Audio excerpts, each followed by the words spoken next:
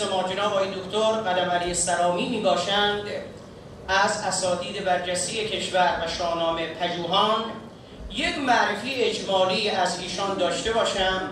بعد انشاءالله از سخنان ایشان بهره‌های وافی و کافی را خواهیم برد.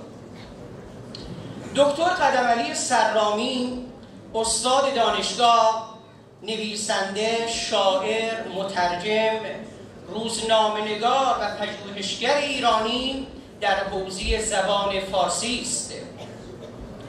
وی عضو هیئت امنای بنیاد فردوسی است. وی یکی از 5 استاد برتر شاهنامه پژوه ایران به انتخاب نخستین دوره جایزه پژوهش پروفسور آقا بزرگ در سال 90 بوده است. از استادان دکتر سرامی میتوان به عبدالحسین زرینکوب، ذبیح الله صفا، دکتر حسن مینوچهر، دکتر خانرری، بدیعالزمان فروزانفر، جلال الدین همایی و بهرام فرهبشی را نام برد. از جمله آثار ایشان میتوان به آثار زیر اشارت کرد: کتاب از هرگز تا همیشه، کتاب 4 فصل دوستت دارم، لبخند آرزو، با این سکوت سرخ، از رنگ گل تا رنج خاک، شکل شناسی داستانهای شاهنامه، از نشر علمی و فرهنگی در سال 1368. این کتاب به عنوان تنها کتاب قابل تحسین در رشته تحقیقات ادبی از سوی شورای انتخاب بهترین کتاب سال وزارت فرهنگ و ارشاد اسلامی مورد تشویق قرار گرفت. چاپ 4 آن در سال 1388 انتشار یافته است. کتاب دیگر استاد از خاک تا افلاک است که سیری است در غزلها و ترانه‌های مولانا جلال الدین بلخی. کتاب دیگر ایشان از 2 نقطه تا همه چیز. ایشان دیوان حافظ را با مقدمه و تعلیقاتی نیز نشر داده اند. قصه دوستی از نشر کانون پرورش فکری کودکان و نوجوانان، تفرقه از همین نشر، شیرین‌تر از پرواز از نشر کانون پرورش فکری کودک و نوجوان در سال 67. این کتاب از سوی شورای کتاب کودک به عنوان بهترین کتاب سال برگزیده شد و پلاک مخصوص شورا و جایزه نقدی آن را نصیب سراینده کرد.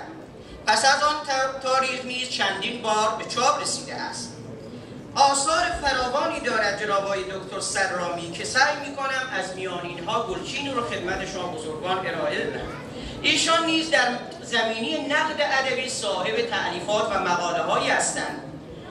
یک مقالی دارد تحت عنوان 40 چراغ غزل، نقد و بررسی شعر سیمین بهبهانی، نقدی بر کتاب فیلسوف ری که نقدی بر نقد استاد رضا داوری اردکانی بوده است، نقدی بر کتاب هنر عشق ورزیدن اثر ایریش فروم، نقدی بر کتاب پرنده‌ای به نام آذرباد و امثال آن. همچنین مقاله‌های ادبی فرهنگی فراوانی به چاپ رساندند.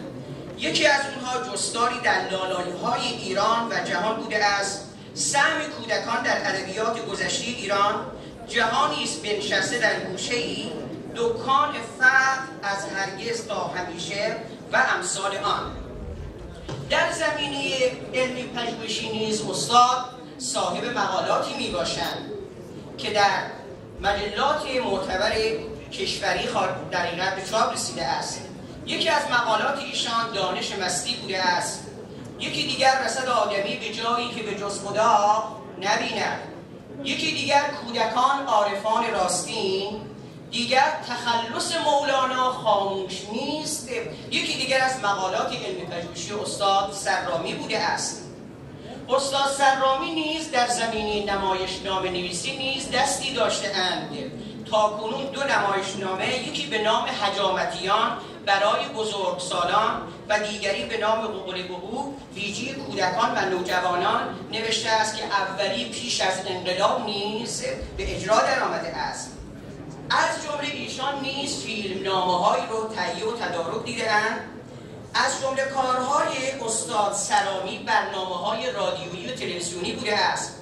ایشان 14 برنامه کوتاه تلویزیونی در برنامه صدق دل تلویزیون ایران در موضوع مولانا شناسی فراهم آورده است که از شبکه یک سیمای جمهوری اسلامی ایران پخش شده است. متن برنامه بشنو از نی نوشته دکتر سرامی است.